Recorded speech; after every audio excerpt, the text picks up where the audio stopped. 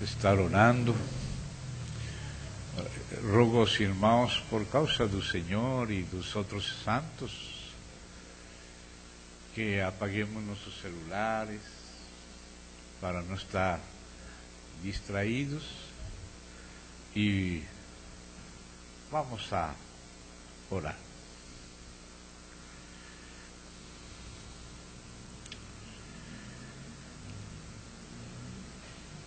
Querido Pai,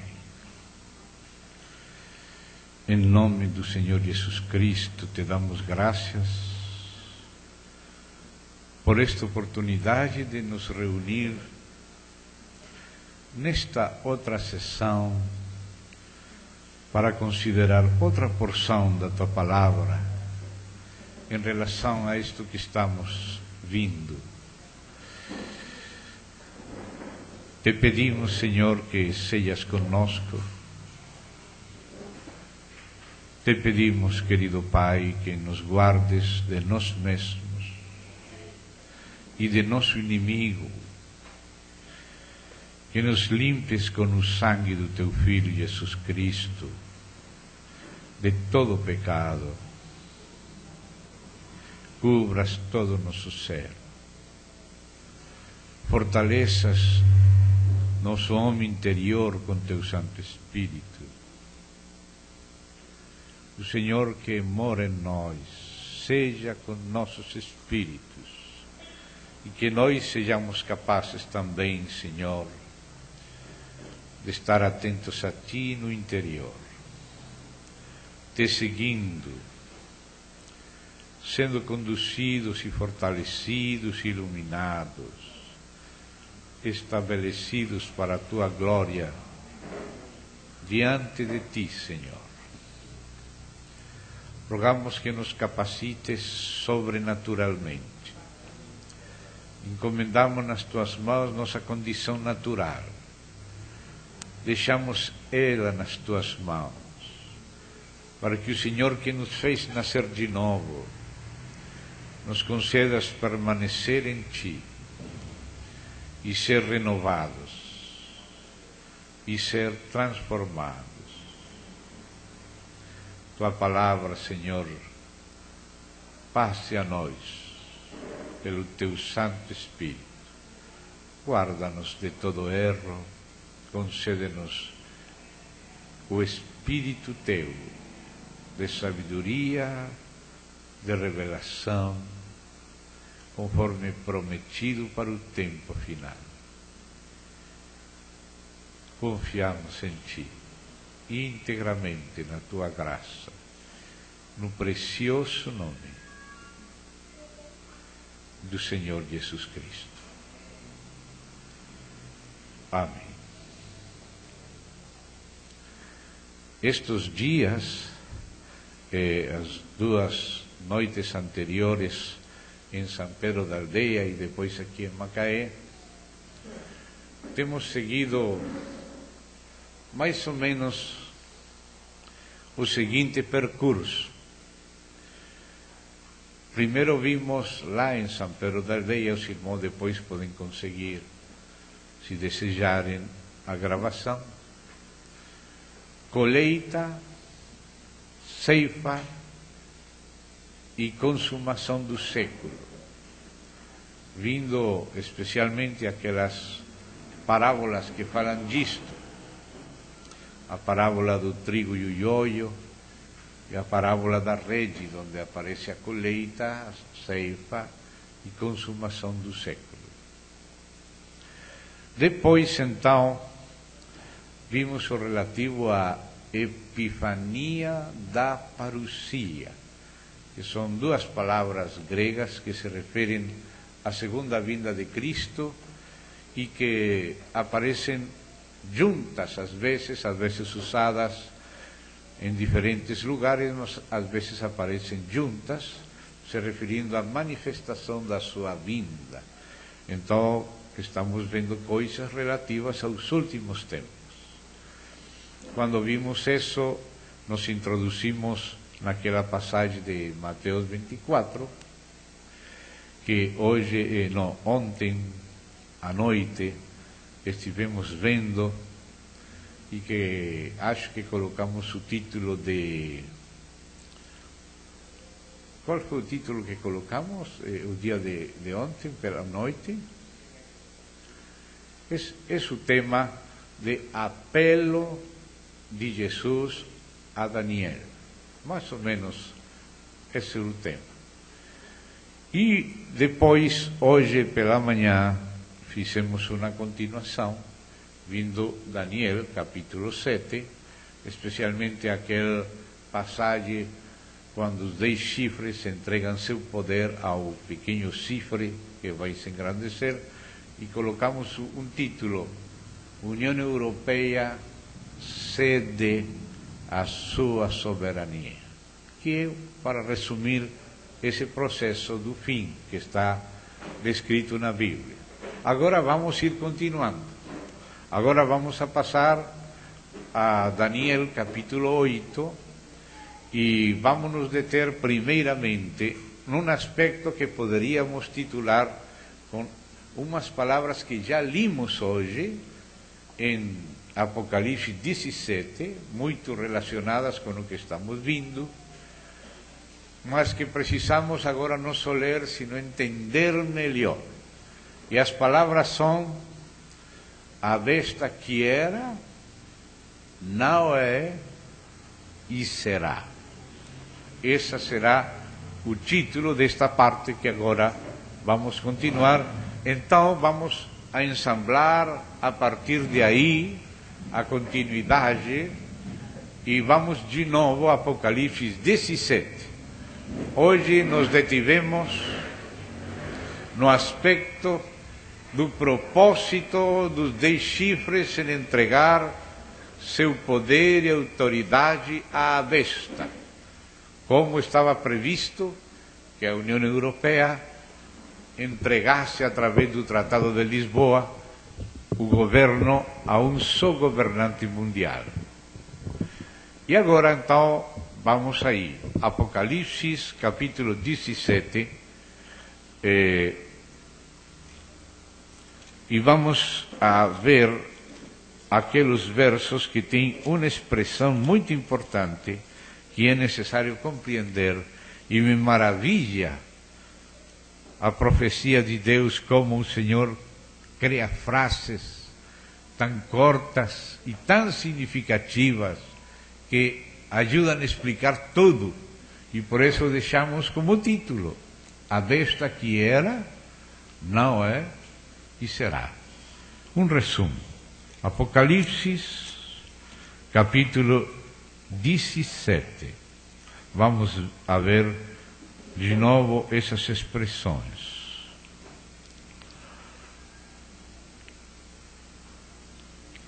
Verso 8.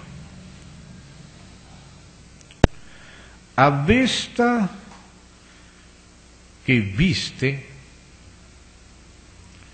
era e não é, e está para emergir do abismo e caminha para a destruição. E aqueles que habitam sobre a terra, cujos nomes não foram escritos no livro da vida desde a fundação do mundo, se admirarão vendo a besta que era e não é, mas aparecerá. Que expressão tão interessante esta que encontramos aqui. Quando começa a falar de 5 bestas que foram, e que há uma que está presente no tempo quando João escreve Apocalipse, e que depois sairá outra, que será a 7ª, e uma 8ª, que é dentre os 7. Lembramos que João está escrevendo desde o tempo do Império Romano, e diz que antes dessa besta, que era no tempo do Império Romano, que eram várias bestas, 5 tinham sido no passado. Você pode ver isso aqui no verso 9 e 10. Aqui estamos ainda em Apocalipse 17. Siga na sua Bíblia os que possam. Aqui está o sentido, verso 9, que tem sabedoria. As 7 cabeças são 7 montes, nos quais a mulher está sentada. São também 7 reis, dos quais, desses 7 reis, caíram 5, ou seja, já eram passados no tempo de João. 5 impérios anteriores àquele no qual ele estava vivendo. 5 já caíram antes do Império Romano, que era aquele império que estava em pé enquanto o apóstolo João vivia. Tinham havido 5 impérios que tiveram a ver com o próprio povo de Deus, com Israel. Primeiro foi o Egito, das mais antigas chamadas civilizações.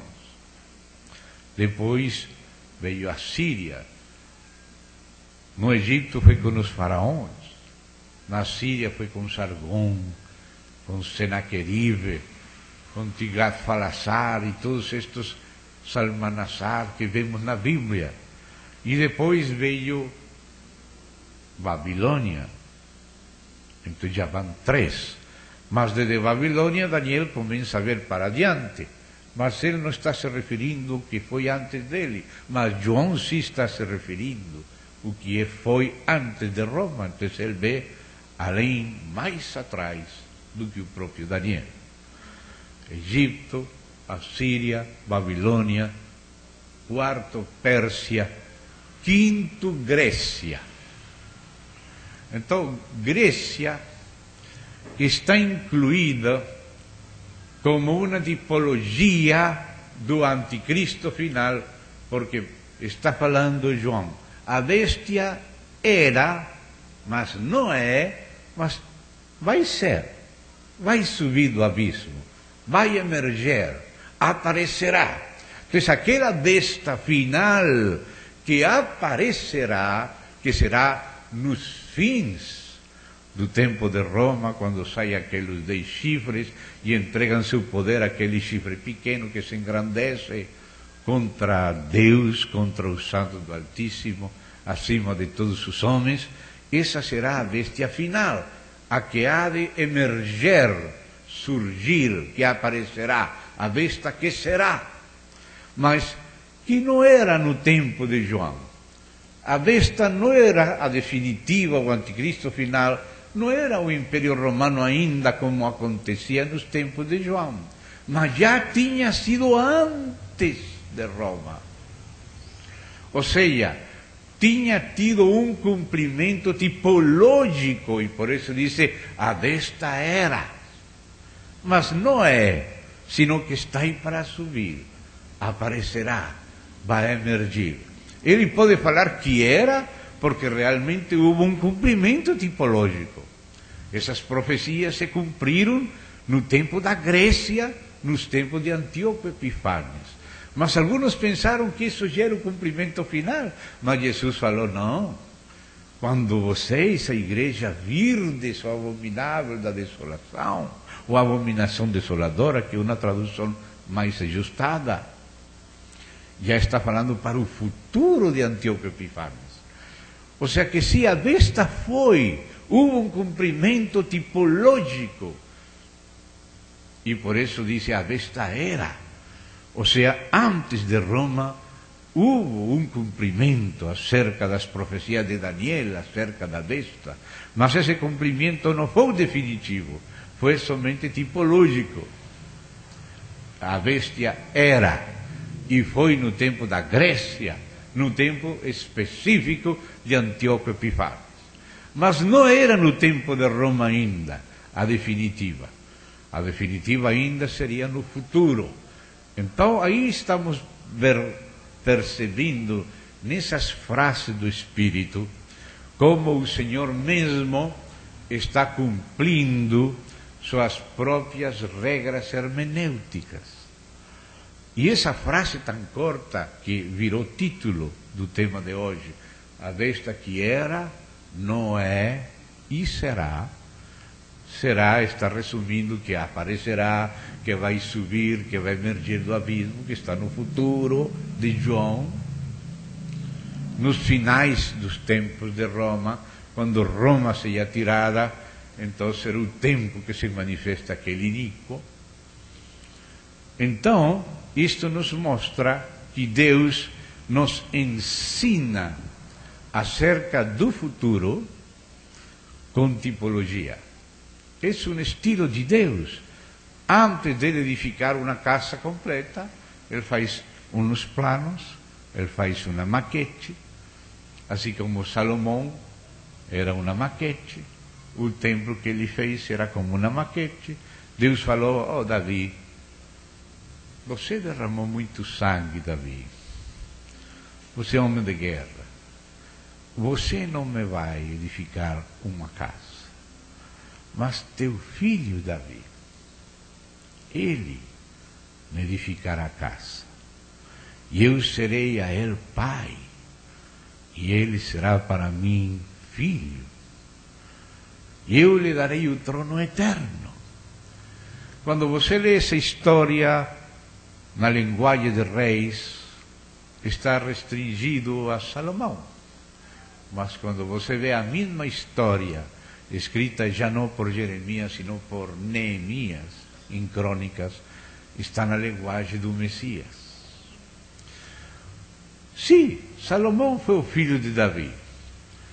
Sim, Salomão edificou o templo para Deus.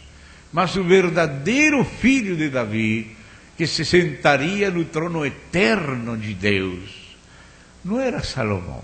Salomão era a maquete, era a figura. Bem, e aquele templo que Salomão edificou não é o verdadeiro templo de Deus, sino somente a maquete. O verdadeiro templo de Deus é aquele que o verdadeiro filho de Davi, que é Cristo, edifica para o Pai. Ou seja, a igreja do Deus vivo. Esse que é o templo que Deus estava falando. Mas antes de fazer o verdadeiro templo com o verdadeiro filho de Davi, ele usa uma figura do filho de Davi, que é Salomão, e uma figura da igreja, que é o templo. Isto é algo que aparece muitas vezes na Bíblia. Então, para poder compreender melhor Daniel capítulo 8, vamos ter que ver esse princípio hermenêutico de Deus, de ensino tipológico e por analogia, escrito na própria Bíblia. Então, vamos sair aí, antes de começar a ler juntos Daniel 8, vamos precisar ter estes princípios hermenêuticos, porque se vamos tomar uma certa sopa, precisamos de uma certa colher. O prato é a bibliologia, e a sopa é a exegesis, mas a colher é a hermenêutica. Os escritos que nos ensinam a fazer exegesis, aqueles métodos, normas, princípios de sana interpretação.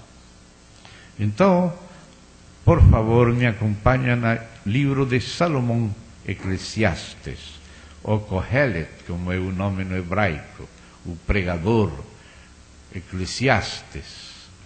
Vamos ver 5 versos em duas passagens. Primeiro, vamos ver 2 versos no capítulo 1. E depois vamos ver outros 2 versos, não 5, sino 4 passagens. 2 no capítulo 1 e 2 no capítulo 3. Eclesiastes, capítulo 3, versos 9 e 10. Vamos pôr atenção a estes versos, porque aqui Deus, pelo Espírito, fala como é que Ele trabalha. Se não vemos isto, não vamos compreender porque Deus fala em 2 planos. Num plano tipológico e num plano definitivo. Bem? Mas vendo como Deus trabalha e lendo o princípio declarado na Bíblia, vamos compreender melhor por que Deus faz dessa maneira. Então, escutei, capítulo 1, verso 9. O que foi é o que há de ser. Escute isso aí. O que foi é o que há de ser. As coisas do futuro vão acontecer do mesmo jeito como aconteceram no passado. Vê esse princípio do Espírito? E disse, e o que se fez, isso se tornará a fazer. Nada há, pois, novo debaixo do céu, do sol. Verso 10. Há alguma coisa de que se possa dizer, vê, isto é novo. Já foi nos séculos que foram antes de nós. Hã? Já foi. O que há de ser, já foi. A vista será, mas a vista era. A vista era, não é, mas será. Vai emergir, vai subir do abismo, vai aparecer. O que há de ser, já foi no passado. Já aconteceu algo na história que vai ser, que é semelhante àquilo que vai acontecer no futuro. Dice que as coisas antigas na Bíblia se escreveram para admonestar aqueles que vão atingir os fins dos séculos. Paulo fala disso em Romanos, fala disso em 1 Coríntios, também Lucas em Hebreus, se foi Lucas que escreveu Hebreus, eu penso que sim, mas não é o tema hoje. Ele disse, as coisas que se escreveram antes, para nosso ensino se escreveram. E estão escritas não só para saber antiguidades históricas, o interesse não é só arqueológico, estão escritas para nos admoestar, os que temos alcançado os fins dos tempos. E coisas que aconteceram no passado, diz 1 Coríntios 10, assim como Romanos 15, acabamos de lembrar. Diz 1 Coríntios 10, estas coisas aconteceram como exemplos e estão escritas para nos amonestar a nós. Amém? Aconteceram como exemplos. E aqui está falando a mesma coisa. O que foi, a desta que era, é o que há de ser, a desta que vai emergir. Houve um cumprimento tipológico das profecias acerca da besta, assim como houve um cumprimento tipológico acerca do filho de Davi, que edificaria casa a Javé. Se dá conta? Uma coisa aconteceu como tipologia da outra. Um cumprimento é tipológico, o último cumprimento é definitivo e final. Mas Deus quer nos ensinar acerca do que está vindo por meio do que já aconteceu. Compreendem esse princípio? Vamos a outra passagem, porque a Bíblia diz, em boca de 2 ou 3 testemunhas, conste toda a palavra. Já vimos 2 versos aqui. Vamos ver outros 2, no capítulo 3, versos 14 e 15. Do mesmo livro de Eclesiastes de Salomão. Capítulo 3, versos 14 e 15. Ali fala assim, sei, graças a Deus Salomão chegou a saber isto. Deus abriu os olhos, mostrou isto e ele ficou sabendo. Sei que tudo quanto Deus faz durará eternamente. Outra tradução diz que será perpétuo. Será assim. Nada se lhe pode acrescentar e nada lhe tirar. E isto faz Deus para que os homens temam diante de Ele. Quando vemos que a história se repete, você se dá conta que tem alguém governando a história. Quando Deus pode falar da história, o que vai acontecer, e profetizar, ou quando pode fazer tipologia, aí você vê que há alguém com maiúscula que tem controle da história. Amém? Ele que pode abrir o livro. Então diz aqui, verso 15: o que é, já foi. E o que há de ser, também já foi. Note isso. O que há de ser, a besta que vai emergir, que vai subir do abismo, a besta que será, já foi de alguma maneira no passado, quando houve um cumprimento tipológico, quando alguém agiu como vai agir o anticristo no final.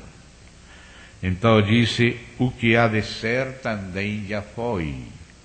Deus fará renovar-se o que se passou. Se temos clareza com isto, vamos compreender muitas das maneiras de Deus nos ensinar. Porque acontece, amados, que como nós temos crescido aqui no Ocidente, e os que têm tido alguma oportunidade de estar na faculdade e têm sido ensinados com uma mentalidade ocidental, racionalista, às vezes nos esquecemos que a Bíblia não é um livro alemão do século XIX. A Bíblia é um livro inspirado pelo Espírito Santo para toda a humanidade, não só para o século XIX, ou XVIII, ou XX. Não só para o Ocidente. A Bíblia está dirigida para toda classe de gerações, e toda classe de seres humanos, e toda classe de mentalidade humana, também oriental. De fato, a Bíblia parece que é mais oriental que ocidental, ainda que está na base da chamada cultura ocidental. Então, existe certo tipo de mentalidade oriental que Deus tem em conta na Bíblia, e às vezes nós, por não ter em conta, deixamos de perceber muitas coisas. Deus usa muitas figuras na Bíblia. Até usa analogia. O que é uma analogia? É quando você, por causa de um assunto, associa o pensamento com outro assunto. Vê? Este assunto chama a uma associação da mente com outro parecido. E às vezes nem sequer é lógico. É só uma associação, às vezes de som. Vamos ver algum exemplo. Veja comigo, por exemplo, no livro de Jeremias. Vamos lá a Jeremias, nos inícios deste profeta. Jeremias, vamos aí no início do livro de Jeremias, ao chamamento de Jeremias. Vou estar fazendo uso também desta outra tradução, por causa das notas de rodapé, que um tem e outro não tem, e que são notas do hebraico, que nos ajudam a compreender muito melhor. Então, vamos aí no capítulo 1 de Jeremias, vamos ler verso 11. Jeremias 1, veio o verso 11. Veio ainda a palavra de Yahvé, dizendo: que vês tu, Jeremias? Respondi: vejo uma vara de amendoeira. Disse-me Yahvé: viste bem, porque eu velo sobre a minha palavra para a cumprir. Quando você lê esta passagem assim, sem explicação nenhuma, na versão de Ferreira de Almeida, você fica perguntando-se, mas que tem a ver uma amendoeira com que Deus vai cumprir a sua palavra prontamente? Parece que você não encontra nenhuma associação. Por que Deus mostra uma amendoeira para Jeremias para falar que ele vai cumprir prontamente? Essa prontamente não apareceu aqui nesta tradução.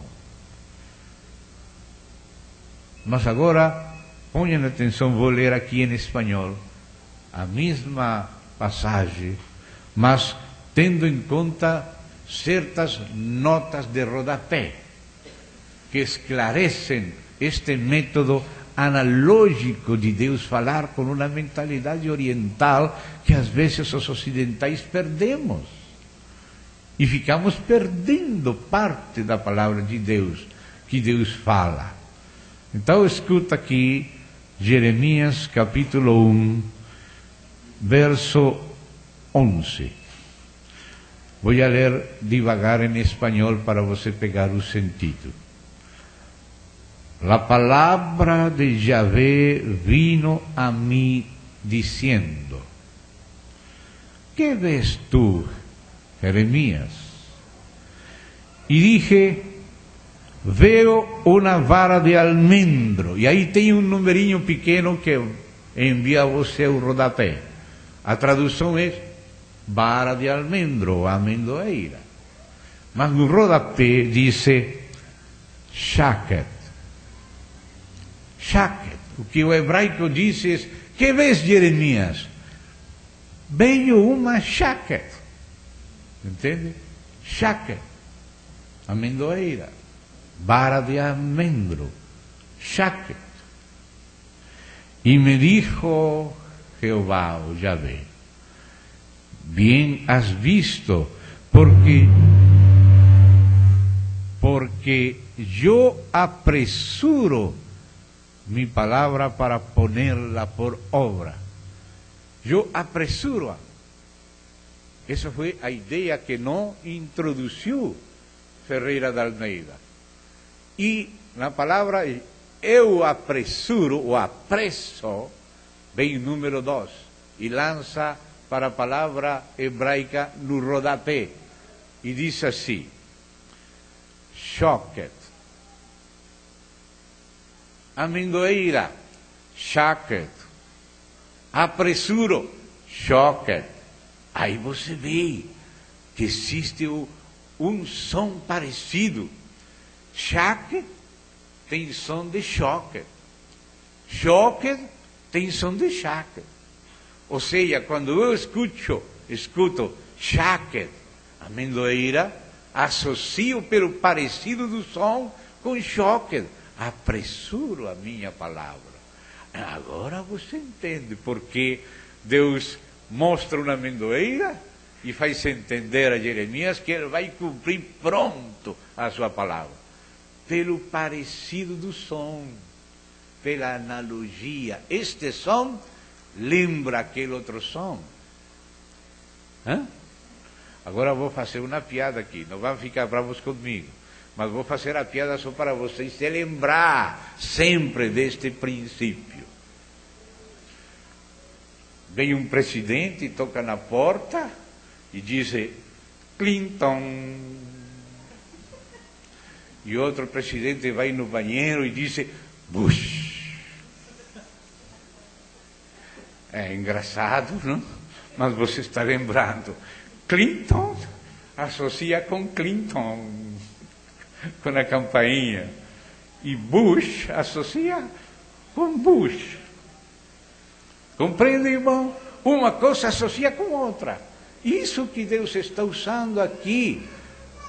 Isso é normal na mentalidade oriental. A gente escuta uma coisa e associa com aquela parecida. Por isso eu falei essa piada para vocês não esquecer. Agora aqui é shaket, shoket. Parece a mesma coisa. Uma palavra é amendoeira, shaket. Mas quando você vê amendoeira, você não fala amendoeira, você fala shaket. E quando fala shaket, se lembra que Deus shoket, apressura o cumprimento da sua palavra. Vê como é a Bíblia? Somente aqueles cômicos que falam em doble sentido aqui no Ocidente, que nos lembram desse princípio. Eles falam piadas em doble sentido por causa da associação do som. Isso não é comum na vida normal, matemática, racionalista do Ocidente, com a exceção dos cômicos. Eles associam palavras parecidas para mudar os pensamentos e falar em doble sentido. Mas Deus não está falando em doble sentido, não. Ele está utilizando parte da mentalidade humana comum e corrente. Porque nós temos dois lóbulos cerebrais, e uns são racionais e outros são românticos. Se dá conta? E Deus fala para homens de todas as épocas e todas as idades. Agora vou usar um outro exemplo da mentalidade oriental. E o que aqui em Ocidente chamamos de presságio. Acontece um assunto e esse assunto é interpretado em outro sentido. Por exemplo, vem Samuel, e passa Samuel por aí, e vem Saúl, e se prende do manto de Samuel, e aquele manto se rasga. E aí disse Samuel: Deus rasgou o teu reino de ti, e vai dar a outro melhor que tu, a Davi. E quando aquilo aconteceu nas mãos de Saúl, que as vestes de Samuel se rasgaram, imediatamente Samuel entendeu esse presságio, como que Deus estava avisando que rasgaria o reino de Saúl. Se dá conta? Não é muito comum na mentalidade lógica alemã, racionalista, mas se é comum na mentalidade universal. Algumas coisas, passava um pássaro de tal coisa e associava com tal coisa. Parece superstição, mas Deus conhece como que é a mente humana. E tem a Bíblia passagens desse tipo. Por quê? Porque a Bíblia vai dirigida a seres humanos de todas as raças, de todas as épocas, e não solamente racionalistas alemães do século XVIII e XIX. Você dá conta? Então Deus utiliza a analogia. Paulo pegava e começava a ver a história de Adão e Eva. E de pronto, não somente via a história de Adão e Eva, ele via que Adão era uma figura de Cristo. Que assim como Cristo passou pela morte, foi ferido no costado, Adão também teve um sono profundo e foi aberto o costado e se tirou na costela e se fez uma esposa para ele. E Cristo, que é o postreiro Adão, como diz Romanos, figura daquele que viria, era Adão, figura de Cristo.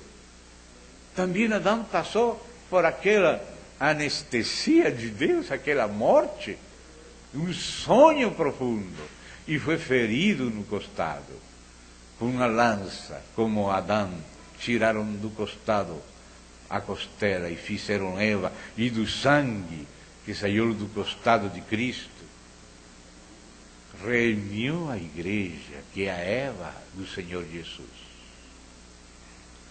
Você pode perceber isso? Analogia. Ele começa a ler, Paulo, lá em Gálatas, começa a ler o que nós chamamos de história. E é mesmo uma história, sim, de Sara, de Agar, de Ismael, de Isaac. Mas quando Paulo está lendo, disse, isto é uma alegoria. Isto se corresponde com os dois pactos. Sara é o novo pacto. Agar é o velho pacto. Ismael é aquele nascido da carne. Isaac é aquele nascido do Espírito. E começa a ver o Novo Testamento no Antigo. Em alegoria, em figura, em tipologia. E Paulo vê a Isaac carregando a lenha no Monte Moriá e perguntando, onde que está o cordeiro? Diz, Deus se proverá de cordeiro. E depois volta Isaac vivo, quando ia carregando a lenha, e ele vai ser o cordeiro. E aí ele está vendo o Messias, carregando a cruz, pelo mesmo caminho por onde Isaac carregou a lenha. E logo aparece Jesus ressuscitado, do mesmo jeito que apareceu Isaac vivo depois que ia ser ele o morto. Aí está vendo Paulo ao Filho. E não só porque Paulo está vendo, sino porque Deus está dirigindo dessa maneira os assuntos para nos ensinar. Então tem muita coisa de tipologia, muita coisa de alegoria, que é típica do pensamento oriental, que às vezes nós com o nosso pensamento ocidental perdemos e não enxergamos. Mas a Bíblia está cheia disso. Houve um escritor da época dos apóstolos, que não era um apóstolo e não era cristão, mas é um escritor muito famoso, dos chamados clássicos, e o nome dele era Plutarco. E Plutarco escreveu uma obra muito famosa que até hoje você pode ler, comprar e ler mesmo com proveito. E o nome da obra dele é Vidas Paralelas. E sabe o que faz Plutarco nesse livro? A mesma coisa que fazia já antes de Plutarco o Antigo Testamento. Já isso que fala Plutarco, já tinha falado Salomão, já tinha sucedido várias vezes no Antigo e no Novo Testamento. Plutarco era da geração dos apóstolos. E ele percebeu, ainda como pagão que ele era, que algumas vidas eram paralelas, ou seja, se repetiam essas vidas. Então ele começou a comparar vidas históricas e pegou a vida de fulano e comparou com a vida de ciclano e mostrou como a vida deste aconteceu do mesmo jeito que a vida deste outro e falar de vários homens que viveram vidas paralelas. Por exemplo, pegou a vida de Alexandre Magno, como quando ele era jovem, conquistou um grande império. E assim, do mesmo jeito, Júlio César também, quando era jovem, conquistou outro grande império, o conquistador dos gregos, Alexandre Magno, o conquistador dos romanos, Júlio César, mostrando a vida deles era muito semelhante. O que aconteceu com um, aconteceu com outro. Vidas paralelas. Nestes dias, na internet, circula uma comparação da vida de Abraham Lincoln com a vida de John Kennedy. Diz, até a data em que nasceram, nomes, cidades, acontecimentos, parece que fosse copiada a vida de Kennedy da vida de Lincoln. Aconteciam coisas mais coincidentes do que você imagina, comparando essas duas vidas. Isso quer dizer que Lincoln é uma vida paralela com Kennedy, assim como Alexandre Magno é uma vida paralela com Júlio César. E Plutarco, no livro dele, ele não colocou, porque não era do tempo dele, o assunto de Lincoln com Kennedy, mas está na internet. Você vai ficar assombrado dos paralelos entre a vida de Abraham Lincoln e a vida de John Kennedy, presidentes dos dois dos Estados Unidos. E muitos desses paralelos, desde os mais antigos personagens, são narrados por Plutarco na época dele, da geração dos apóstolos, contando muitas vidas paralelas. Irmão, mas antes de Plutarco se dar conta disso, a Bíblia já sabia disso. Você vê que muitas vezes Deus está falando de Elias e resulta que acontece com João Batista também. E até João Batista é chamado de vir no espírito de Elias. E você vê que Elias foi e pregou contra Acabe, e pregou contra Jezabel, e ele se vestia com aquelas peles de camelo e comia mel e langosta no monte. Do mesmo jeito que Elias, ele também pregou contra Herodes e contra Herodias, e também vestia como Elias, e foi reconhecido como Elias, não como a pessoa de Elias, mas como o ministério de Elias. Ou seja que na Bíblia vemos que Elias foi uma vida paralela com João Batista, João Batista uma vida paralela com Elias, Davi com Cristo, José com Cristo. O nome de José é parecido com o nome de Jesus.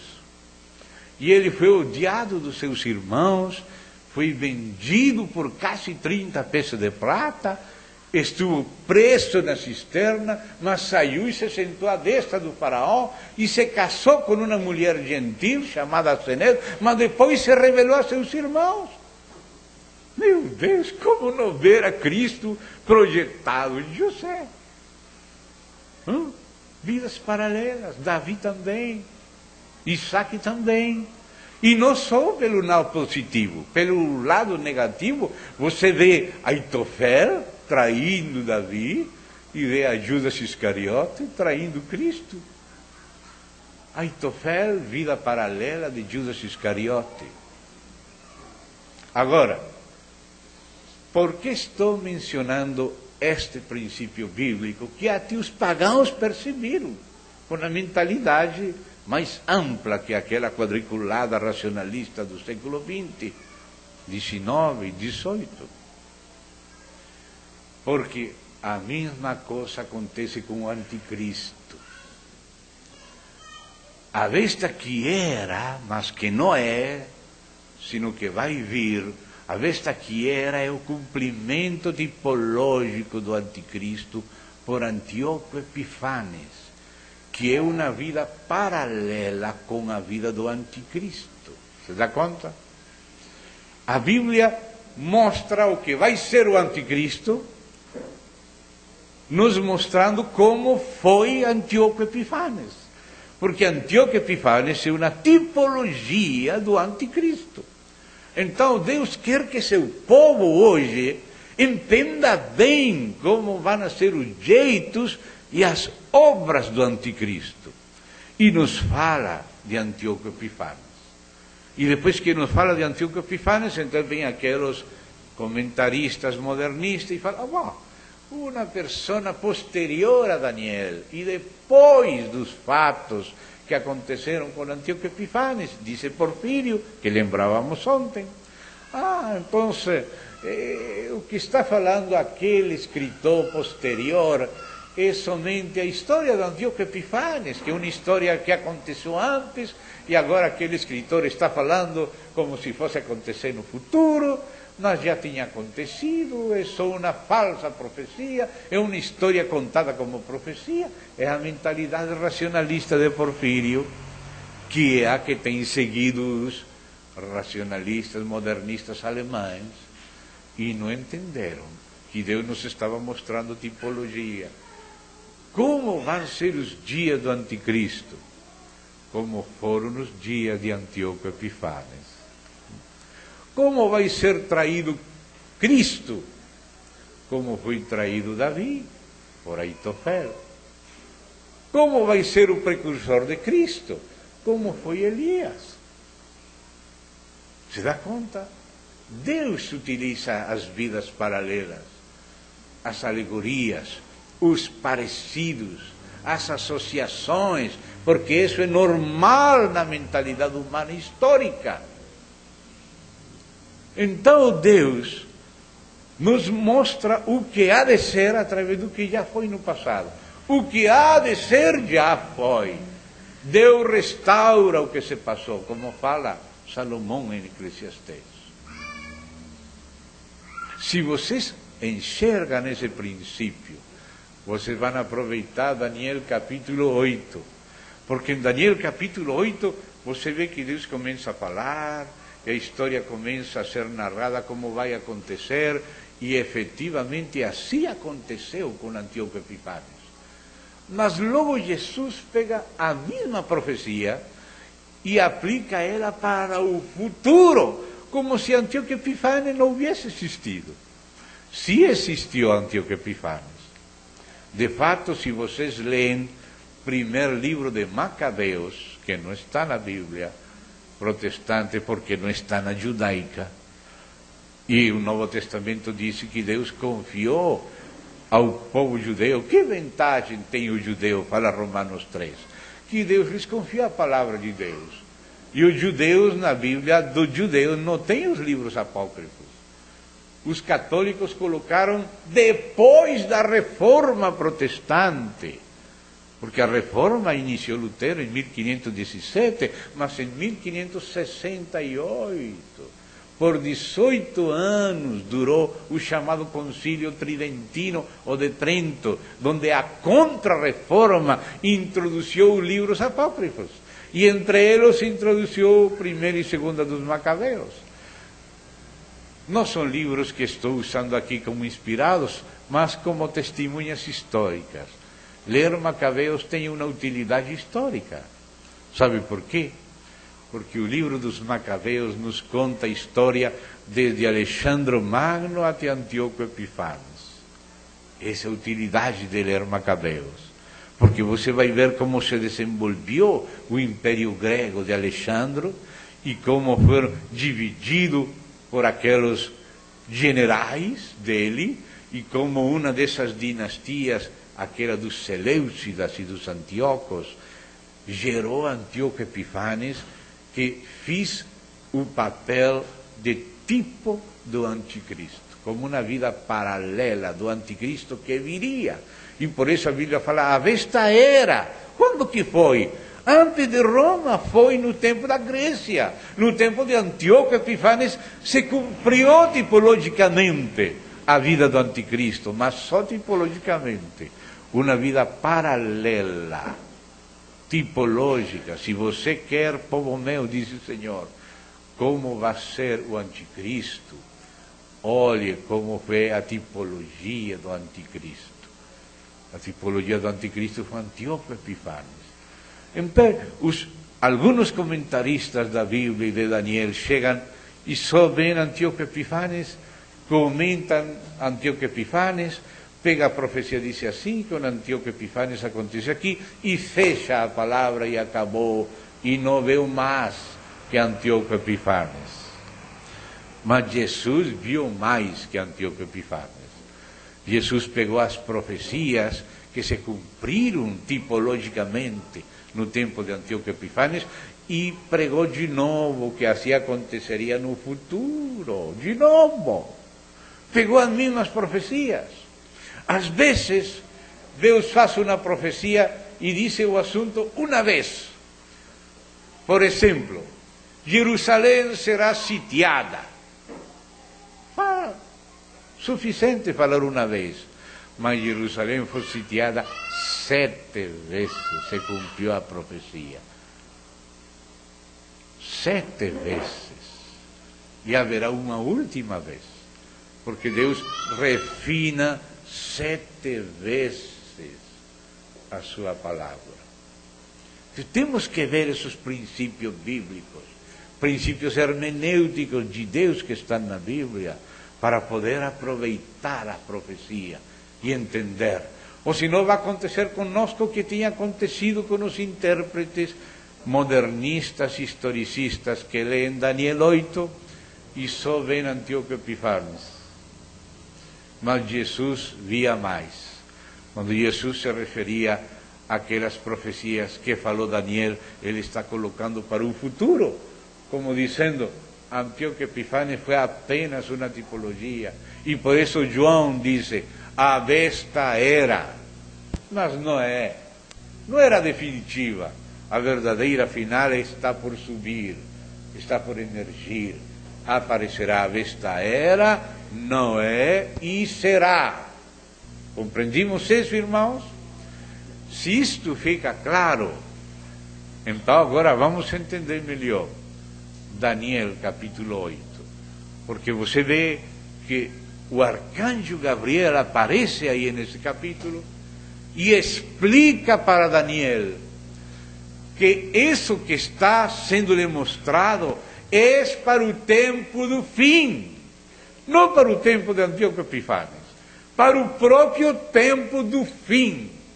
Então temos duas leituras, a leitura tipológica, que é para nos ajudar a entender como vai ser o fim, e a leitura em função do próprio fim, que é aquela que faz Jesus Cristo, que é aquela que fez Daniel, e que é aquela que fez o anjo Gabriel. Então, irmão, com este preâmbulo, vamos ler Daniel capítulo 8. Vamos para lá. Daniel capítulo 8.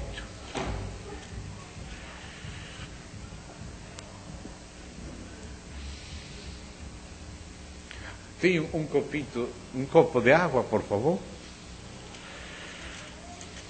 Daniel capítulo 8.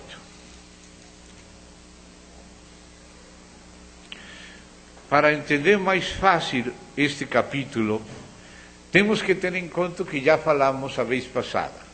Deus primeiro coloca as linhas maestras na profecia, aquele esquema de ossos, e acima dos ossos coloca os músculos. Já no capítulo 2 vimos os ossos, e no capítulo 7 vemos os músculos colocados exatamente acima dos ossos. Vimos o Império Babilônico como cabeça de ouro e também como um leão com asas. Depois vimos o Império Medo-Persa como 2 braços de prata e também como um urso que se levanta mais de um costado que do outro. Depois vimos o Império Grego como ventre e muslos de bronze e depois como um leopardo com 4 asas e 4 cabeças, que são as 4 divisões do Império Grego: Trácia, Macedônia, Síria e Egito. Depois vimos aquela 4ª besta de ferro, que é o Império Romano, como aquelas 2 pernas de ferro. E depois vimos que chegavam os pés de ferro misturado com barro, que são os 10 chifres que saem da última besta, e entre os quais sai um chifre pequeno que se engrandece, e que é o último personagem antes do reino do Senhor na terra. Agora chega o capítulo 8, mas já Daniel, quando viu isto, ele já não estava mais no tempo de Belsassar, no ano 1º, senão que estava no ano 3º, ou seja, 2 anos depois da visão do capítulo 7, ele teve a visão do capítulo 8, já nos finais praticamente da Babilônia. Portanto, agora já não vai profetizar mais da Babilônia, agora vai se concentrar em Pérsia, em Grécia e em Roma e o governo mundial final. Então, vamos começar a ler o capítulo 8. No ano 3º, se deu conta, do reinado do rei Davi, do rei Belsassar, eu, Daniel, tive uma visão depois de aquela que eu tivera a princípio. Princípio no ano 1, tive a visão do capítulo 7. Agora, no ano 3, tem outra visão para complementar.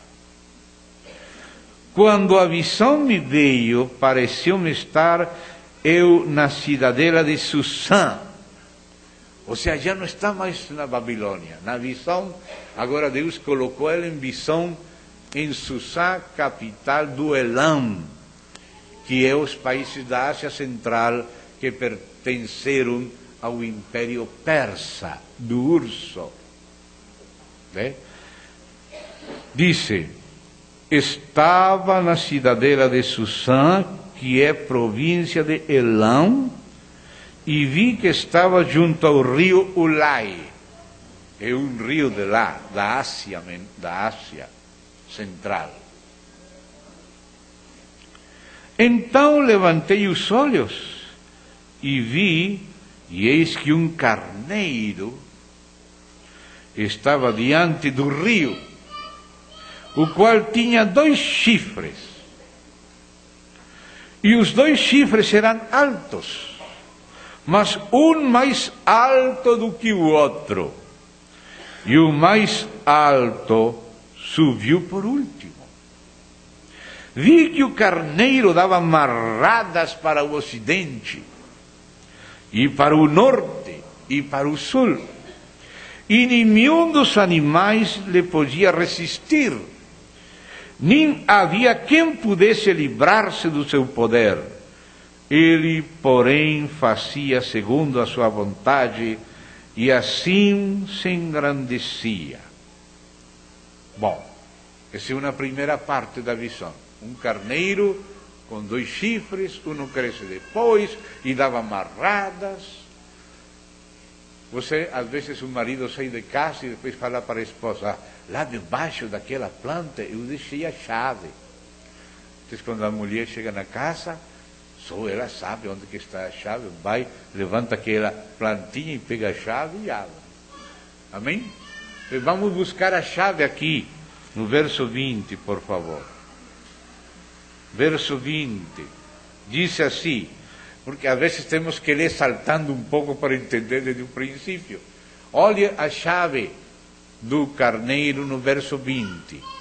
Diz, do capítulo 8, aquele carneiro que viste com 2 chifres são os reis da Média e da Pérsia.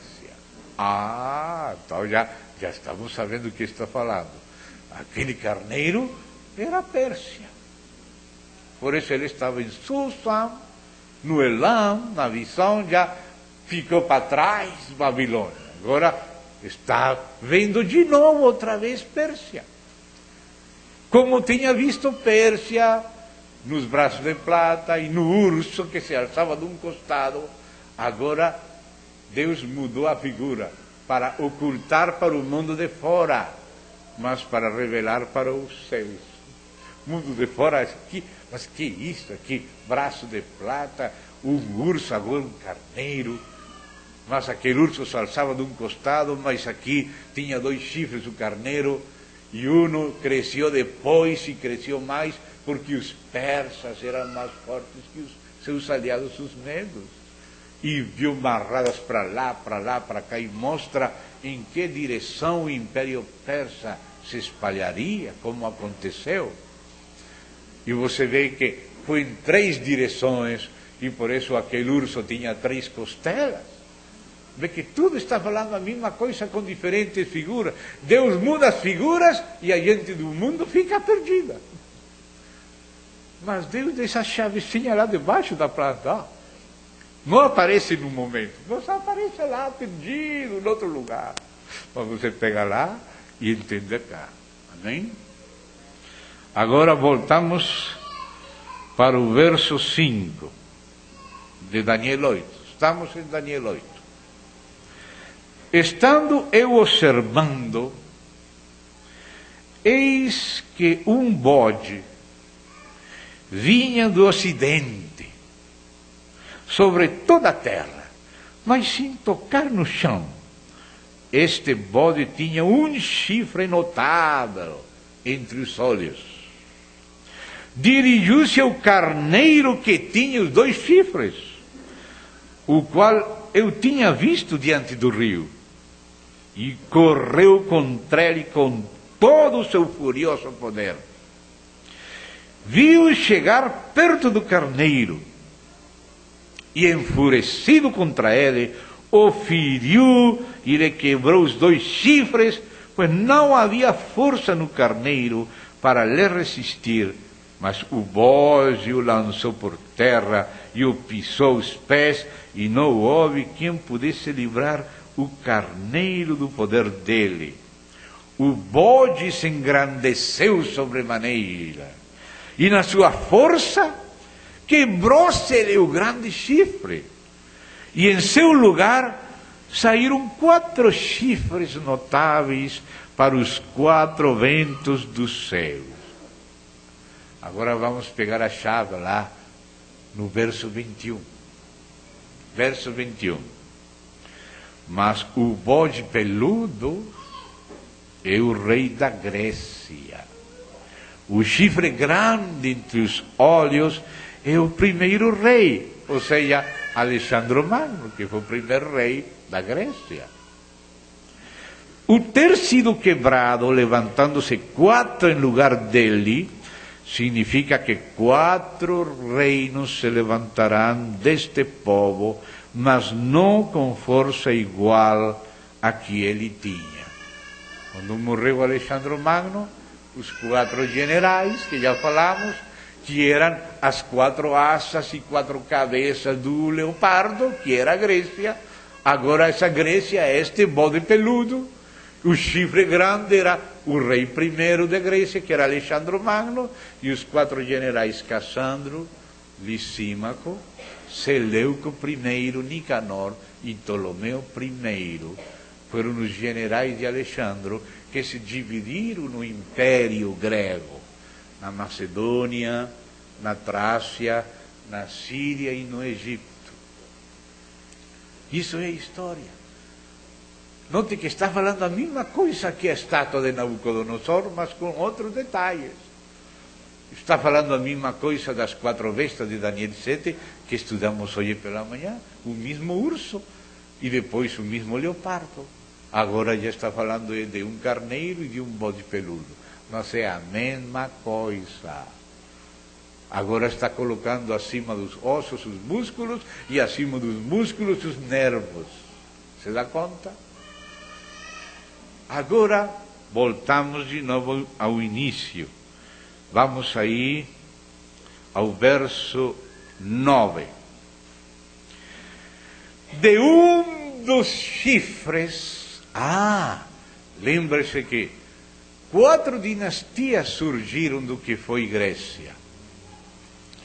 E uma dessas dinastias foi a dinastia que lembrávamos hoje pela manhã, os Seleucidas, que foram o descendente de Seleuco, por isso Seleucidas. Seleuco I Nicanor. Seleuco I foi um daqueles generais, e depois ele veio Seleuco II, e Seleuco III, e depois o outro não colocou Seleuco, senão Antíoco I, e Antíoco II, e Seleuco IV, e V, e Antíoco III grande, que era da linha dos Seleucidas. Até que chegou a Antíoco IV, chamado Teu Epifanes, ou seja, Deus manifesto. Antíoco Epifanes achou que ele era Deus, que ele era Júpiter olímpico. E chegou em Jerusalém e profanou o templo dos judeus, se fazendo Deus no templo dos judeus em Jerusalém. E para profanar o santuário, sacrificou um porco. Proibiu guardar sábado, proibiu a leitura da Torá, dos Neviim, dos Ketuvim, do Antigo Testamento, queimou tudo, massacrou um monte de judeus. Típico do anticristo. Se faz Deus, profanou o santuário, proibiu a Bíblia, perseguiu o povo de Deus. Você pode ler a história dele nos Macabeus. Aí começa a história, os Macabeus contam a história de Alexandre Magno até Antíoco Epifanes. Mas note que este chifre também é chamado de pequeno no começo. porque era uma figura do anticristo. Se dá conta? E por isso, quando fala que 5 eram antes, o imediatamente anterior a Roma era a Grécia. E quando fala da besta, diz a bestia era, mas não é, mas há de subir. O sea, Antíoco Epifanes foi como a besta, cumpriu as profecias da besta, mas não era o cumprimento definitivo, era só uma tipologia, uma vida paralela em figura daquela que viria depois. Ou seja, que Deus permite que venha Antíoco Epifanes, que cumpra tipologicamente a vida do anticristo, para que a última geração, que diz o que há de ser já foi, e deu restauro que se passou, para que nós possamos compreender os dias do anticristo, temos que compreender os dias de Antíoco Epifanes. Porque a personalidade dele projeta a personalidade do anticristo final. E os fatos que ele fez são os que fará o anticristo final. Ou seja, que Deus nos está abrindo os olhos a nós, para que nós saibamos como distinguir os movimentos, a natureza, o espírito de anticristo, que vai se manifestar em breve, mas que já está em cena, mas está nos primeiros movimentos anteriores a tirar a máscara e mostrar a verdade. Então aqui vai começar a falar de 2 personagens.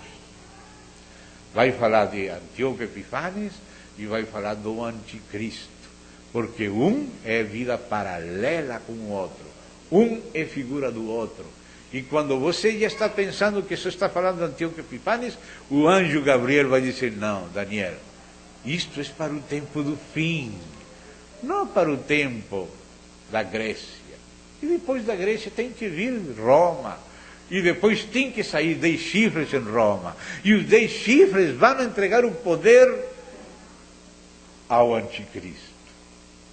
Mas ele no início vai ser pequeno, assim como foi pequeno Antíoco, e assim como Antíoco se movimentou como uma serpente, e tomou poder, e se engrandeceu, e se fez Deus, e se fez adorar, e sacrificou porcos em Jerusalém, perseguiu à morte o povo de Deus.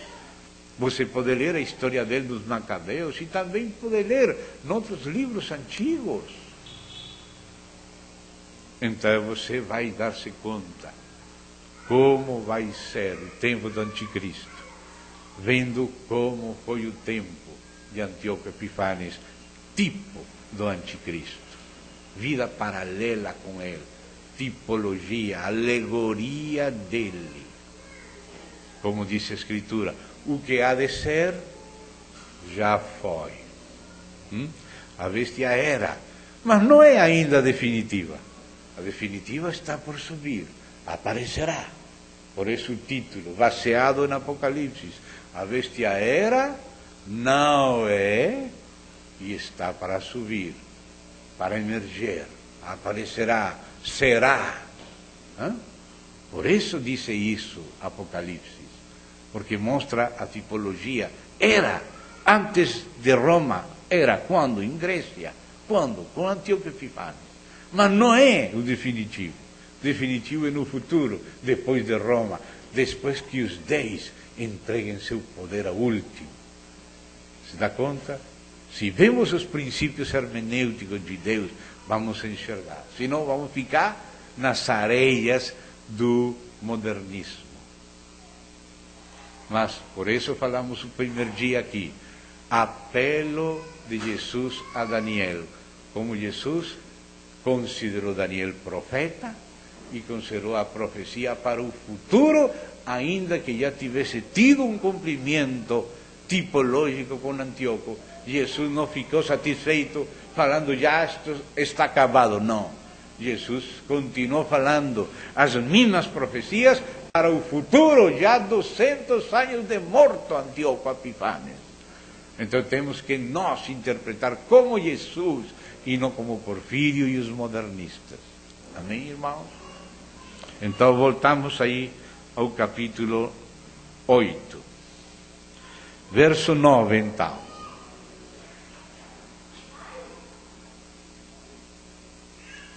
de um dos chifres, daqueles 4 generais. Um deles foi Seleuco, e daí surgiu a dinastia dos Seleucidas. De um dos chifres saiu, ou seja, é um descendente, outro chifre, é outro rei, mas sucessor na dinastia de um deles, que foi os Seleucidas. Um chifre pequeno, vê? Como o anticristo também começa pequeno, mas disse que depois virou mais robusto que seus companheiros, e depois fala que se engrandeceu acima deles e acima dos deuses e perseguiu os santos, se lembra? Então, olhe como vai falar dos 2, se lembra? Aqui está falando dos 2. Assim como quando Davi escreveu que foi traído por Aitofel, e interpretamos isso como uma profecia da traição de Judas a Cristo, porque tem dupla leitura, porque Aitofel é a vida paralela de Judas Iscariote, é a tipologia de Judas, né? Temos que fazer a dupla leitura. Então, escuta aqui. De um dos chifres saiu um chifre pequeno, e se tornou muito forte, para o sul, para o oriente e para a terra gloriosa, que é Israel. Cresceu, o pequeno cresceu, até atingir o exército dos céus. Isso é sério. Não ficou só na esfera natural, entrou na esfera ocultista. Se dá conta? Entrou a atingir o exército dos céus. Muitas pessoas entram na política e subem graças à sua associação com espíritos. Alguns com macumba se fazem poderosos. Aqui em Brasil isso tem sido comum. Mas outros fazem pacto com o próprio diabo. E a Bíblia diz que o dragão lhe deu o poder à besta. Ou seja, que haveria um pacto com o maligno. Não começa assim. Começa pequeno, mas diz aqui, se tornou muito forte, cresceu até. Então você está vendo o avanço deste chifre pequeno. O avanço dele. De pequeno a tornar-se grande, e depois diz crescer, e crescer até atingir o exército dos céus. Alguns do exército das estrelas lançou por terra e os pisou. E esses eram tidos por deuses. E ele se levantou por em cima dos deuses, falando que Antíoco Epifânio falou que ele era Júpiter olímpico, ele era Deus manifesto. E o que fará o anticristo? Que se sentará no templo de Deus como Deus, se fazendo passar por Deus, como fala Pablo, já não de Antíoco, sino do anticristo final. Você dá conta? Em Tessalonicenses 2, capítulo 2. E diz aqui, sim, engrandeceu-se até o príncipe do exército. Note, o príncipe do exército é Cristo. Mas ele se apresenta como Deus, como se fosse o Cristo. Sabem uma coisa, irmãos? Vocês sabem de onde nasceu Cristo? Em Belém. Sabe de onde foi estabelecido o governo da Europa? Donde propositadamente escolheram para fazer a cerimônia de entronização? Na Torre de Belém, em Lisboa. E sabem, irmão, a Globo está fazendo um programa engrandecendo a Torre de Belém. Não sei se vocês já viram que estão falando da Torre de Belém, mostrando a beleza da Torre de Belém. Por que estão fazendo isso? Porque Jesus falou assim, eu vim é o nome do meu Pai, e não me recebestes. outro virá em seu próprio nome, e a esse recebereis. Em Zacarias se fala num capítulo de 2 pastores. O pastor fiel que é vendido por 30 peças de prata. Dá-me meu salário, bonito preço pelo qual me avaliaram. 30 peças de prata. Mas depois fala de um outro pastor que não busca as ovelhas, que gusta essa carne das gordas. Aquele outro pastor falso. Esse o outro pastor, como o Messias verdadeiro não foi recebido, outro viria em seu nome e a esse receberiam. Bem? Então, Israel, se não recebe o Messias, vai receber a um falso Messias. E o que estávamos falando, e fizemos uma menção rápida. Qual foi a menção? 81% numa enquete recente em Israel disse que 81% dos israelitas querem que Israel entre a formar parte da União Europeia. Existe um partido ao interior do Knesset, que é o parlamento israelí, que exige a incorporação de Israel na União Europeia.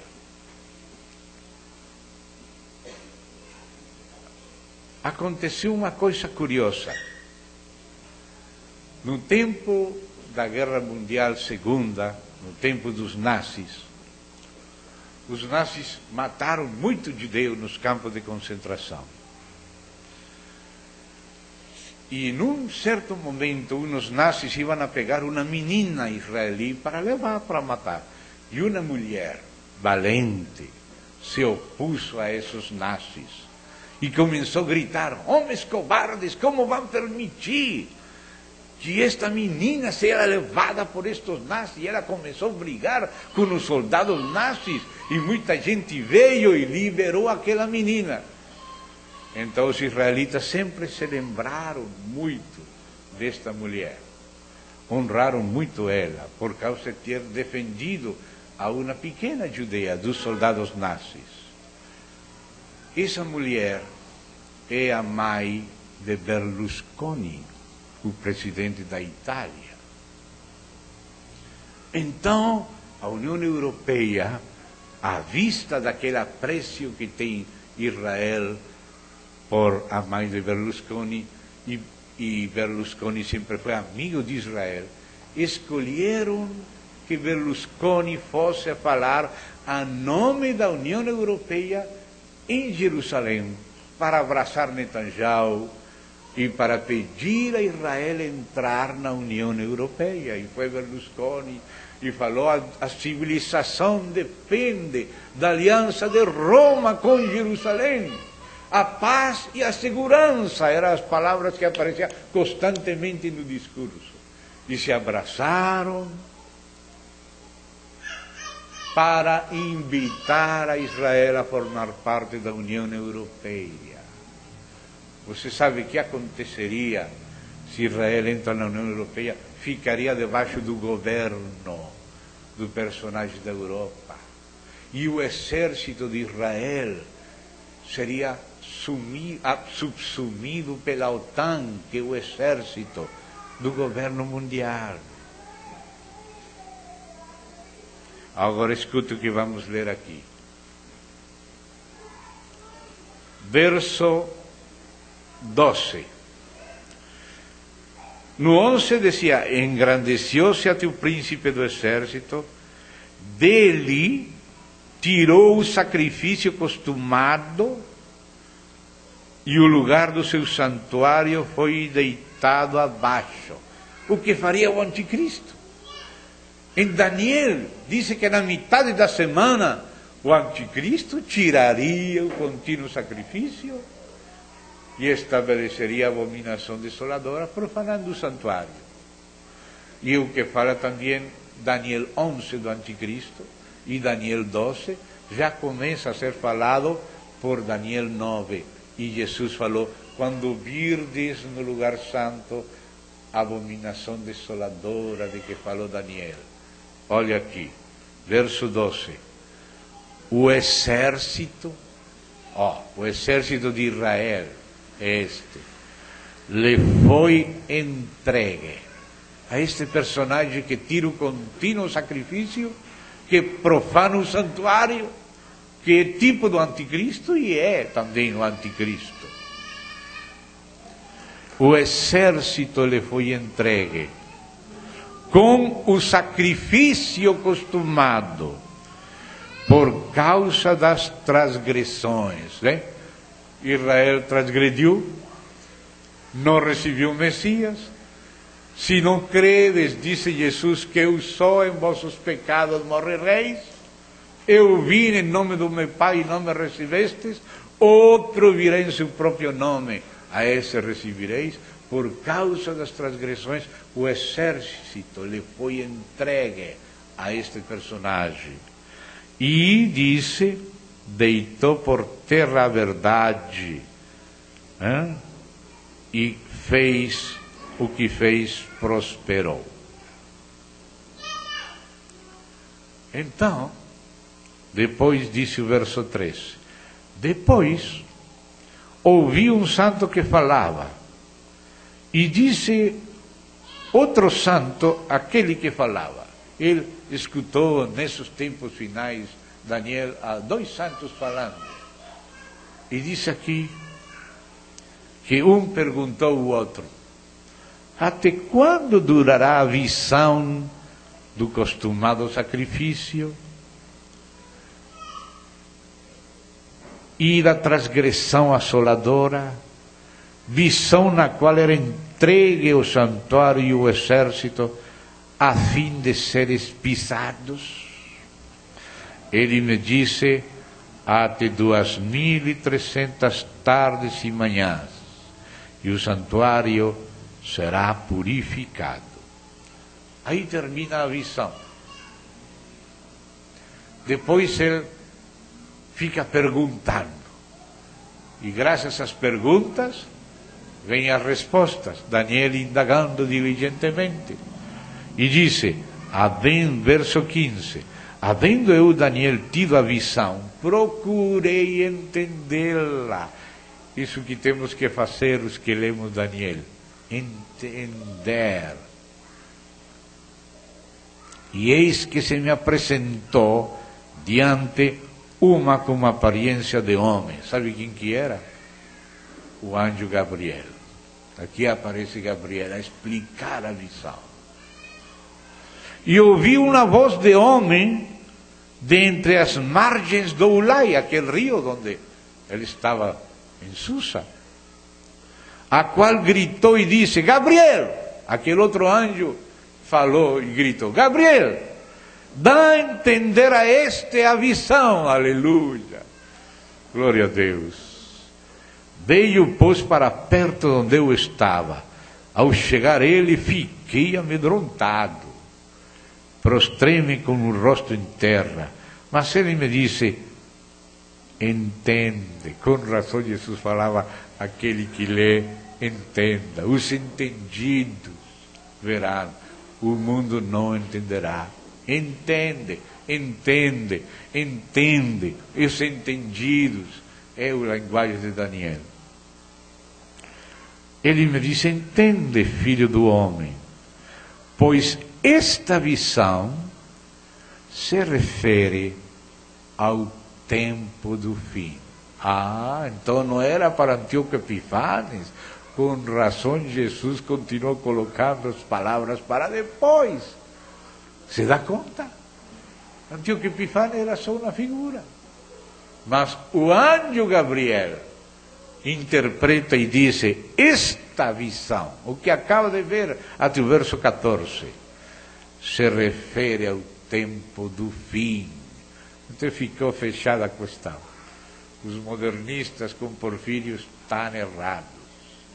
Jesus estava certo, Gabriel também, e nós temos que interpretar conforme a mente de Cristo. Falava ele comigo quando caí sem sentido, rosto em terra. Ele, porém, me tocou. Ah, meu Deus, esse toque, quão necessário que é. E me pôs em pé no lugar onde eu me achava. E disse: eis que te farei saber, escuta, o que há de acontecer no último tempo da ira. Vai explicar esta visão, e não disse que é para o tempo de Antíoco, sino para o último tempo da ira. Se dá conta? É necessário interpretar além de Porfírio, além dos modernistas. Amém? Como Gabriel e como Jesus. Interpretar como Gabriel e como Jesus. Amém? Esta visão se refere ao tempo determinado do fim. Eis que te farei saber o que há de acontecer no último tempo da ira. Verso 19. Porque esta visão se refere ao tempo determinado do fim. 3 vezes fala isso. Primeira vez, final 17. Esta visão se refere ao tempo do fim. Segunda vez, início do verso 18. Te farei saber o que há de acontecer no último tempo da ira. Terceira vez, final do verso 19. Esta visão se refere ao tempo determinado do fim. Aquele carneiro que viste com 2 chifres são os reis da Média e da Pérsia. Foi Gabriel que falou. Mas o bode peludo, que é o rei da Grécia, o chifre grande entre os olhos é o primeiro rei, o ter sido quebrado, levantando-se 4 em lugar dele, significa que 4 reinos se levantarão deste povo, mas não com força igual a que ele tinha. Então, note, irmãos, escutem aqui. Depois a visão foi mostrando aquela dinastia seleucida, um dos chifres, e um chifre pequeno dessa linha saiu depois. Se lembram? Saiu depois. E disse, verso 23, mas no fim do seu reinado, ou seja, quando terminem todas aquelas dinastias que vieram depois da Grécia e que foram vencidos pelos romanos, porque os romanos foram que venceram a Grécia. Olha o que aconteceu. Quando os prevaricadores acabarem, houve muitas prevaricações, mas quando acabarem, ou seja, quando chegue a última prevaricação, a última, quando acabarem os prevaricadores, são muitos, mas quando acabarem, esta visão falou 3 vezes, e no final da ira, é para o tempo do fim. Quando acabarem, levantar-se-á um rei de feroz catadura e entendido de intrigas. Oh, um personagem que sabe se manejar a política. Escute essa caracterização, porque está caracterizando ao governo mundial. Feroz catadura, entendido de intrigas, grande é o seu poder, mas não por sua própria força. Ou seja, que são outros os que colocam a ele, exaltam a ele, colocam a ele, entregam a ele o poder. Não é pela própria força dele. Se dá conta? Se dá conta? Causará estupendas destruições. Vocês sabem quem está detrás do que tem sido chamado Primavera Árabe? Você sabe quem que está dirigindo esse movimento na Europa para apoiar as rebeliões dos muçulmanos? Sabe quem? A direção da Europa. E os personagens que colocaram o atual presidente da Europa as cartas acerca do que deveriam fazer estão conosco aqui. E diz assim: prosperará e fará o que lhe aprouver. Escutem isto: destruirá os poderosos e o povo santo.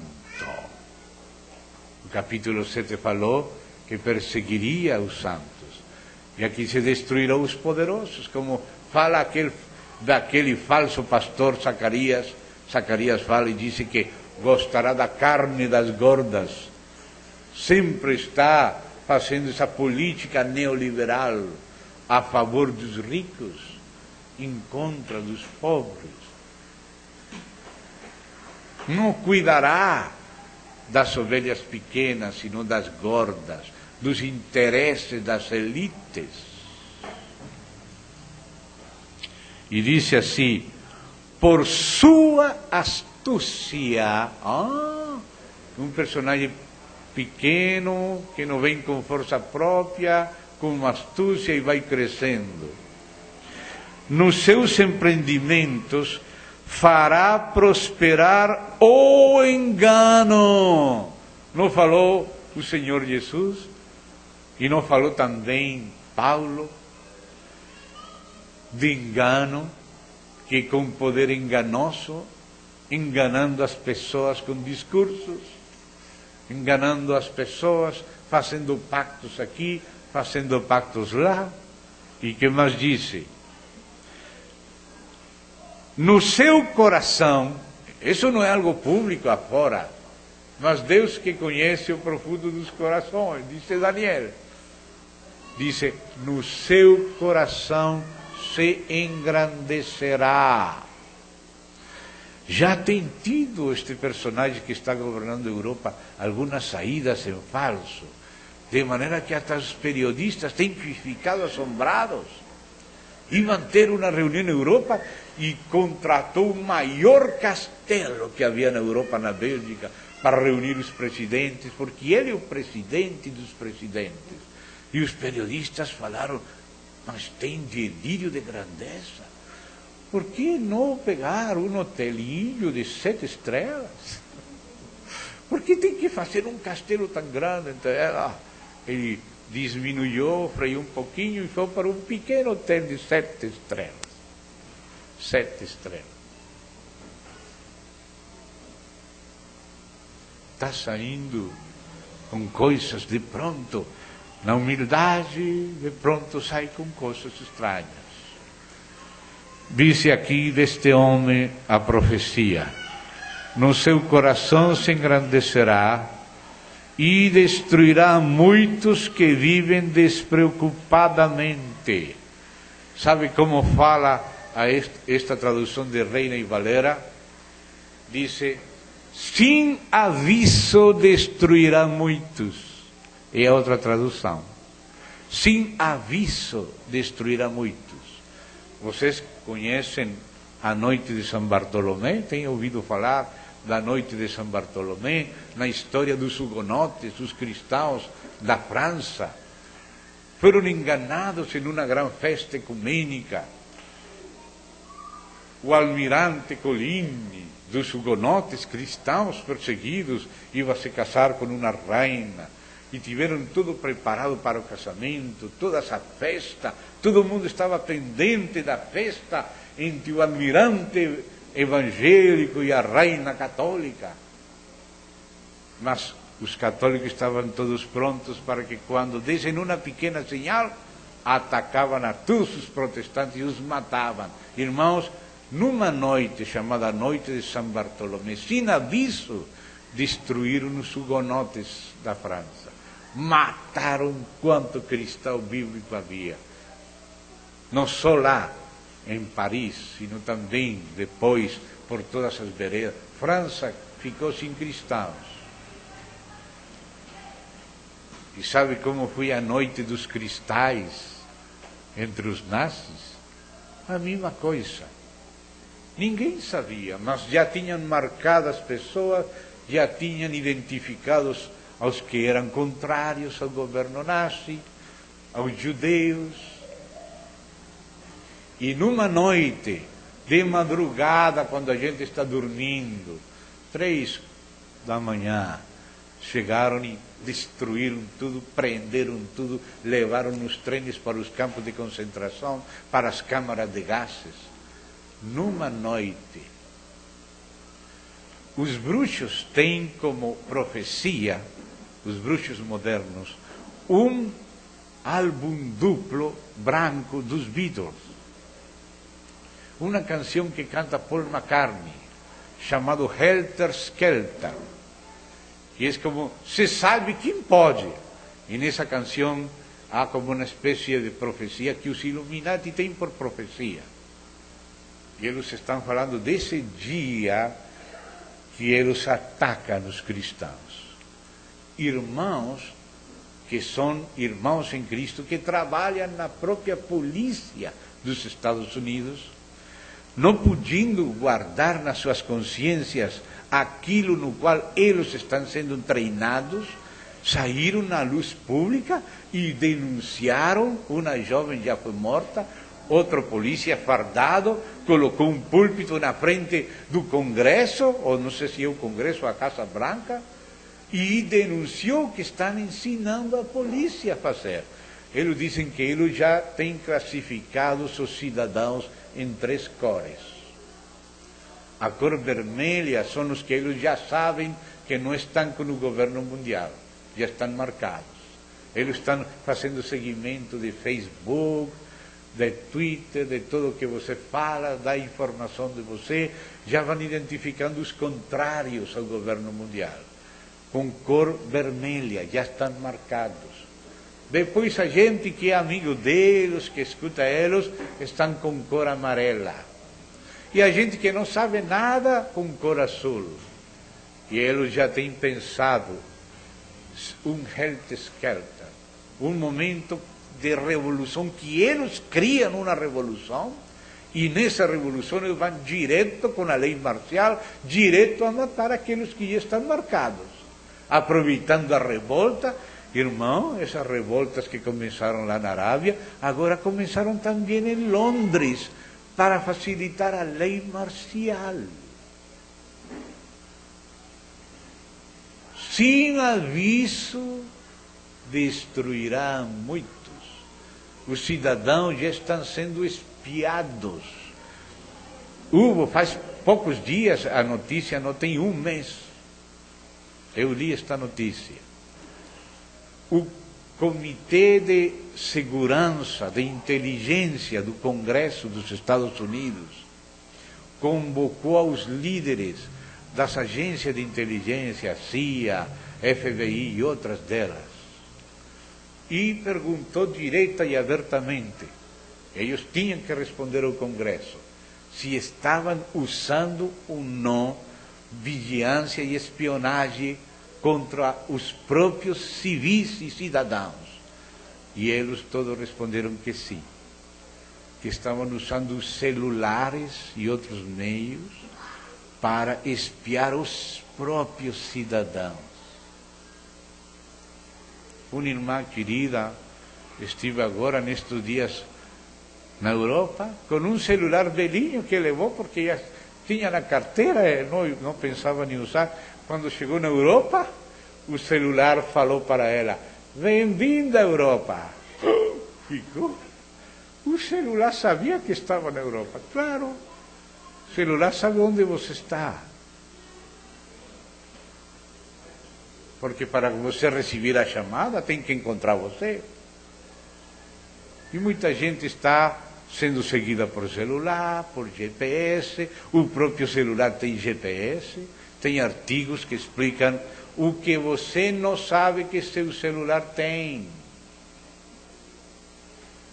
Uma vez um irmão, estávamos falando em Santiago, com uns irmãos na mesa,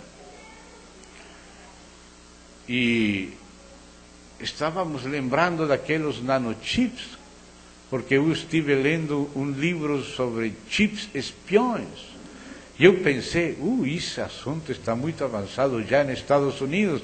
E um irmão lá em Santiago me ensinou, irmão, não é só nos Estados Unidos. O irmão Abel Ramírez, que sube coisas na internet, Eu mesmo trabalhava fazendo isso mesmo aqui em Santiago antes de ser cristão. Eles fazem o seguimento das pessoas. A capa desse livro não é um livro de escatologia cristã, não. São duas doutoras de Harvard, que são presidenta e vice-presidenta de uma ONG, a favor da privacidade. E estavam denunciando a invasão da privacidade dos cidadãos sem eles saberem e sem consentir. E na capa do livro mostrava uma senhora comum e corrente, como qualquer das irmãs, e mostrava, você vê aqui esse fio aqui na blusa dela? É um nanochip. Você vê aqui este pedaço da carteira? É outro nanochip. E aqui na falda dela? Outro nanochip. E aqui no tacão do calçado dela? 4 nanochips levava uma mulher, não sabia nada. Quando ela chegava perto de um supermercado, já todos sabiam quem que era ela. E o irmão Abel, um irmão, não dos Estados Unidos, de Santiago, ele disse, nós sabíamos que chegou a senhora tal, e ela costumava passar por tal lugar, e nós sabíamos que quando ela era pequena, ela tinha um sonho de ir a visitar a Costa Sul, porque ela respondeu isso numa enquete e tudo estava na base de dados. Então, quando ele ia passando, vinha propaganda personalizada. Se você, quando era menina, tinha o sonho de ir a Costa Sul, essa é a sua oportunidade, compre isso, você ganha uma passagem.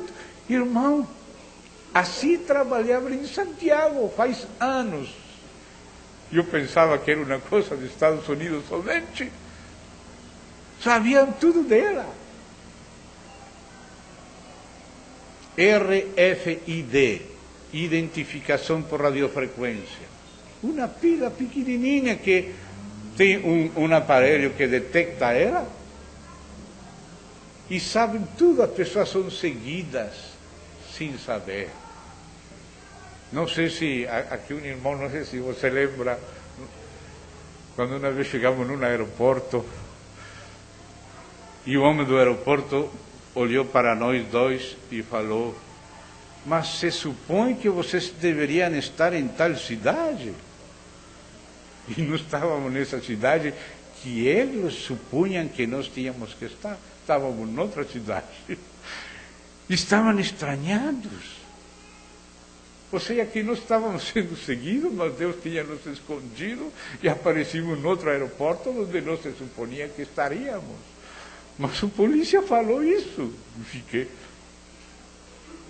que é isto? Irmão, muita coisa acontece. A Bíblia diz isto: sem aviso destruirá muitos. Através dos seus próprios dados que você coloca na internet e outras coisas que você responde enquetes aqui e lá.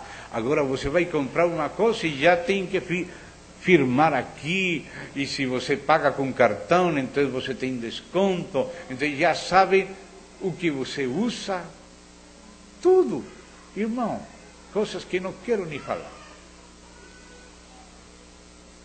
Sejamos mais prudentes, irmãos.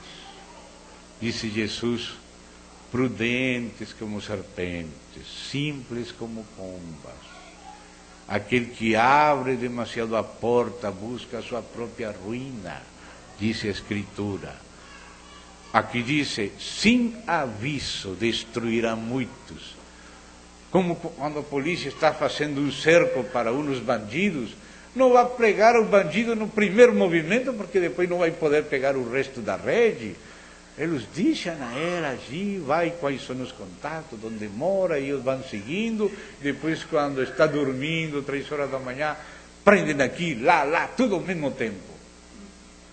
Bom, que façam isso contra os bandidos, mas agora são os bandidos perseguindo os cidadãos. Bandidos de gravata, de cuello branco.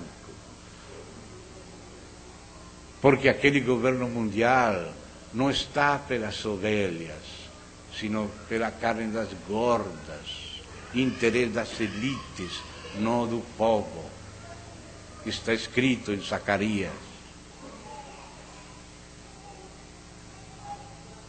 Então diz aqui a palavra assim. Seguimos e terminamos aí o capítulo 8.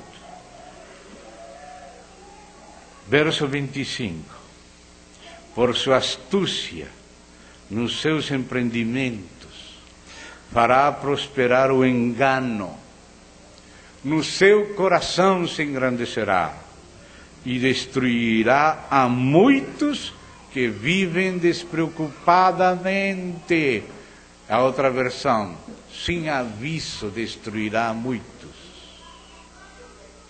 Levantar-se contra o príncipe dos príncipes, ou seja, contra Cristo, né? Que fala Apocalipse. A besta e os reis da besta e os exércitos reunidos para guerrear contra aquele que monta um cavalo e o seu exército. Mas será quebrado, sem esforço de mãos humanas. Será o próprio Senhor. A visão da tarde e da manhã que foi dita é verdadeira, ou seja, aquela das 2.300 tardes e manhãs que depois vamos juntar com a sétima semana, semana 70, perdão, 70ª semana de Daniel. Então, hoje vamos passar por alto para depois ensamblar, juntar com a próxima. Amém? Então disse, a visão da tarde e da manhã que foi dita é verdadeira. Tu, porém, preserva a visão, porque se refere a dias ainda muito distantes, o seu tempo do fim. Eu, Daniel, enfraqueci, estive enfermo alguns dias, então me levantei, tratei dos negócios do rei, espantava-me com a visão, e não havia quem entendesse, que não era para o tempo dele, não administrava isto para ele, senão para os últimos dias. Então, irmão, vamos a nos deter aqui, vamos a parar, para depois considerar com mais tempo e melhor, e junto com Daniel capítulo 9, as 70 semanas de Daniel, esta outra profecia dos 2.300 tardes e manhãs. Vamos orar. Querido Pai, agradecemos a Ti o tempo que nos concedes para meditar nestas coisas. Te rogamos, em nome de Cristo, que o Senhor nos faça sábios com a sabedoria do céu, a do Espírito, a que é Cristo, para que andemos, Senhor, em simplicidade, em humildade e com prudência, prudentes como serpentes e simples como pombas.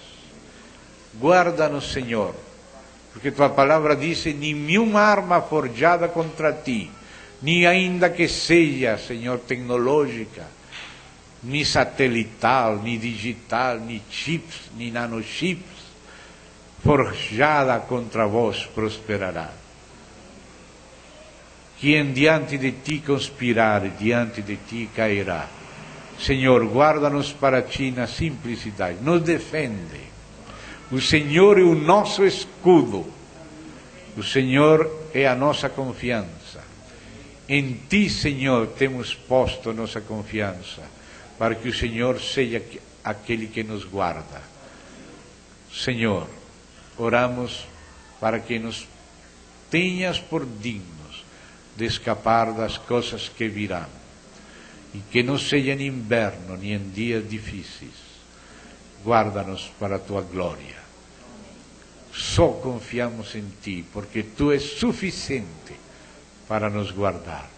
Perdoa nossos pecados, para que podamos estar aos Teus pés com confiança, pelo sangue do Senhor Jesus.